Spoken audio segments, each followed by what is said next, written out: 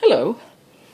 So this video is going to cover the overview of the theory on sampling distributions. Now this is extraordinarily foundational and it is quite theoretical. If you understand the theory on sampling distributions, then what comes forward will be a lot easier. And by that I mean confidence intervals and hypothesis tests. Okay. Now, specifically in this video, though I'm showing you here a very large overview of sampling distributions, of which the purpose is to study how samples behave. That's what we're learning. How do samples behave? Because this is a bit contrived. What we do is we take samples. You've already taken a sample, hopefully, and seen at least how to take a sample for a proportion. Then we know what the truth is, right? We know what the truth is. In our case, we sampled from a bunch of yeses and nos where we looked at the trait child-free or not. And we knew that 29% of the women were child-free. And what we're going to see now is how the theory bears out. And then later on, when we get into sort of a real-life situation where we don't know the truth, we will still know how samples behave. That won't change, right? So, what is this theory that we're talking about? Well, we're going to learn how samples behave, and this is when we know the truth, and depending on whether the truth is a yes-no trait, we use p, a percent, to measure that truth, or mu, a mean, to measure that trait. Now, we're going to look at this side right here. In this video, we're really talking about this side right here, a categorical trait, a binomial trait, binomial meaning two possibilities, yes, no, 0, 1, that kind of thing. You either have the trait or you don't have the trait. And all of this hinges on conditions being met. Now, conditions are covered in another video. We're going to assume conditions are met while we are discussing this theory. Later on, you'll learn how to show that conditions are met and make sure. Okay? Now, so how will samples behave then if conditions are met? Well, samples will pile up or cluster around the mean p in a normal distribution. That's what this picture is showing you right here. Here's p, the truth about the population, and that truth is fixed. And then what you see here is this normal distribution, which is a visual of the p hats, the sample proportions piling up around p in a normal distribution, and then they spread out by this formula. Standard deviation of the samples is square root of p times 1 minus p over n. Again, that'll happen as long as conditions are met. All right, so samples will pile up around the mean p in a normal distribution spread out by the standard deviation formula. Now, your book uses p times q, square root of p times q over n. I figure we don't need another variable. Q is the same thing as 1 minus p. And what is that that's happening right here? Well, essentially, let me just give you an example here. Let's suppose you say 30% of people are coffee drinkers. Okay? Well, then what percent are not coffee drinkers?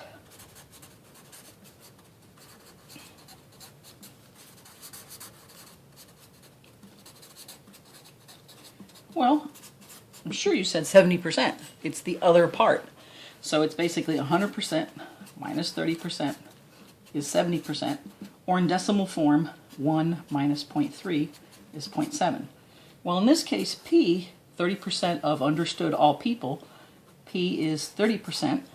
That's the truth about the population. And this is 1 minus p is the 70%. So when we're looking at these traits, then, because they're binomial, they only have two possibilities. You have p, probability of getting the trait, and the probability of not having the trait is 1 minus p. So this is the standard deviation formula, and that's really where the power is, as well as the shape of the distribution.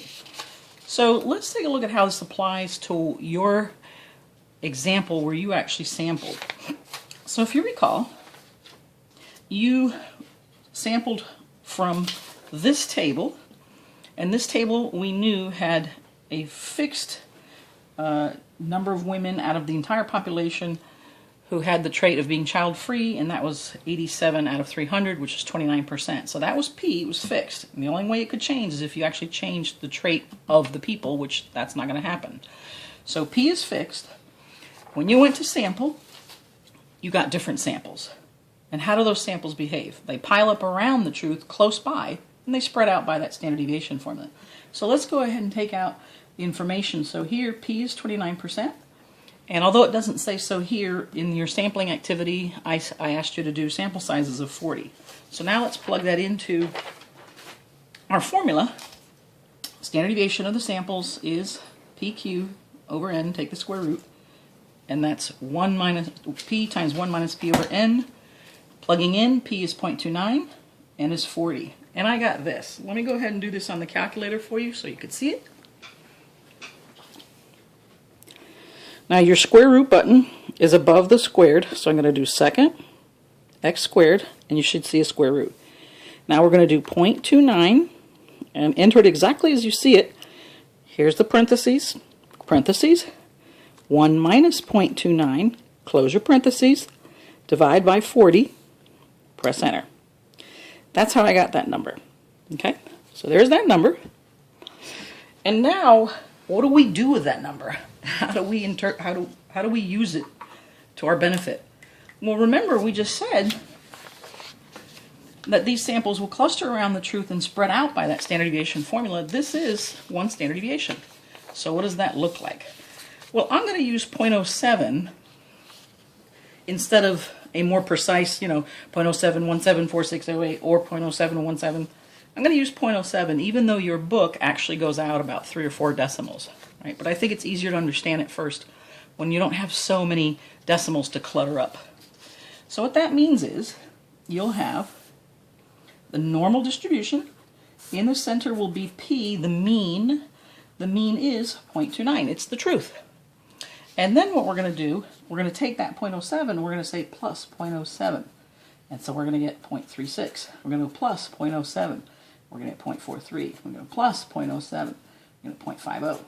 And we're going to go minus 0.07, get 0.22, minus 0.07, get 0.15, minus 0.07, get 0.08. All right? So essentially then, this is how my samples will spread out. And then, just to give you a little bit better feel, if you recall, when you took samples, you might have gotten, for example, when you sampled from this table, I'm sure someone got p hat equal to, let's say, 12 out of 40, all right? So in their specific sample, 12 women out of the 40 had the trait of being child-free. Well, this is 30%. So that would mean right here, close to 29, they had a p hat, okay? Or I represented it out as a dot, okay? And maybe somebody else had a p hat as a, maybe 7 out of 40 women had the trait. And that would be about 18%. So maybe right around here, there's a p hat, right, a sample. And maybe we have here 15 out of 40. It's 0.375, let's round to 0.38. So that would be maybe here, okay? And if you kept taking lots and lots and lots of samples, right, then you'd eventually have this. Right? If you take thousands and thousands and thousands of samples, then what would happen is they would pile up around 0.29, the truth. But again, the tallest piles would be the ones closest to the truth because the truth is pervasive throughout the population. So of course it's going to bear out in your samples. And then sure, you'll get some samples that are further away, but there are fewer and fewer samples, and you can see that because the piles are what? Shorter and shorter as you get further out. So that means these samples don't occur as often. And the ones that are close in occur a lot more. And again, hopefully that makes sense because the truth is the truth. It's everywhere. So it's going to get captured within your samples, all right? And there is going to be some variability because you're sampling a piece of the population, so samples will be close by but never exactly the same. Sometimes they will, but just some piles here, and then they may bounce around. You may get one here that's 11%, one here that's 37%, etc., etc. But that's how samples behave. Now, how do I interpret this? Well, let's take a look. What you're seeing then is that, remember, going out one standard deviation in both directions captures 68% of your data. But in this case, your data are samples. They're the sample p-hats or the sample proportions. So therefore you would say 68% of all random samples will show that between 22 and 36% of women aged 30 to 34 are child-free. But remember, this 68% is measuring how often the samples occur, whereas this, the 22 to 36%, measures the trait, how high the trait is in the samples, right? And then you could say 95% of all random samples will show that between 15 and 43, there we are, 15 and 43% of all women aged 30 to 34 are child-free. And then finally 99.7, going out 3 standard deviations, 99.7% of all samples will show that between 8 and 50% of the women aged 30 to 34 are child-free. So how does this help us? Well, we can see that we're not likely to get a sample with 60%. In fact, that's more than 3 standard deviations out. Not likely at all. In fact, pretty much impossible. So this is how we can already tell how samples behave. And even though there is variability, we can still tell you more or less what's going to happen, especially with probabilities. We could say this is much more likely because the piles are much taller. And in fact, 68% of all the data falls between 1 standard deviation plus and minus, right? So let me also just make an extra note here that percent is being used as a tool to measure 2 different things. One is the probability of getting a sample proportion, and the other way is the percent of people or objects in a sample that have the trait. So look at your sentences here that we're interpreting. Notice I have a percent here and then percents here. So these are the 2 different ways the percent is being used as a tool to measure. This is the probability of getting the sample, and this is how often the trait occurs in a sample. All right. So let's look at a specific example of that. Okay. What's the probability of getting a sample where 49% or more women aged 30 to 34 are child-free? Okay. Well, if you look over here, and we said 49%, that's a specific sample proportion. Well, 49% is like way out here. Okay. So we're saying, what's the probability right here of getting a sample percent or sample proportion of 49% or more, right? So then we would shade to the right. So then what we're saying is this. We're saying here or more, and remember P is 0.29. And we know the standard deviation, right, is 0.07. I'll use 17 here. Right? So if I want to know how likely is this to happen, I need to say, well, how far is it from the truth? Okay, so we'd say, okay, find a z-square. It's a normal distribution. We should be able to do that. How far is the sample value from the mean over the standard deviation? Okay, in math terms, that's how far is this sample from the mean over standard deviation formula. And in our case, we're going to get 0.49, right? How far is that from 0.29 over 0.0717? And you'll get 2.7894 standard deviations away. Now, hopefully that makes sense. Let's look at this more precise picture. Here's 1 standard deviation, 2, and 3. This is almost 3 standard deviations away, but not quite. That's what we're getting here, right? And then remember, we want to see what's the area under the curve. That tells me the probability of getting that. So now we're going to do normal CDF from 2.7894 to 100, and you'll get 0.00264. Move the decimal over 2, you get 0.264%. Right? Now,